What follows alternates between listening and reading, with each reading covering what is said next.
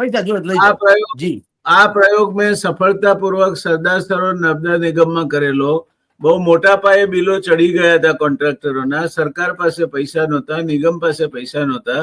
ત્યારે સહકારી બેંકોની મદદ લઈને એમની પાસેથી બ્રિજ લોન અપાવી અને અડધું વ્યાજ અમે વેઠ્યું, અડધું કોન્ટ્રાક્ટરોએ વેઠ્યું. અને સરદાર સરોવરના જે કામો બંધ પડ્યા હતા એને પાછા ધમધમતા કરી દીધા હતા. એટલે આપ જે વાત કહો છો એમાં દમ છે.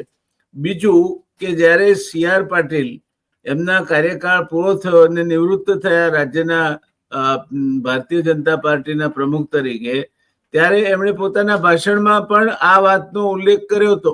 ટોણો મારતા કર્યો હતો, જે રીતે કર્યો હતો, પણ એમણે ઉલ્લેખ કર્યો હતો કે મેન્ડેટ અમે શું કરવા ના આપીએ. કાલે ઉઠીને તમે એમ કહેશો કે તમે વિધાનસભામાં પણ મેન્ડેટ ના આપો, તો અમે તો સહકારી ક્ષેત્રમાં પણ અમારા ઉમેદવારો જીતે તે માટે મેન્ડેટ આપીશું.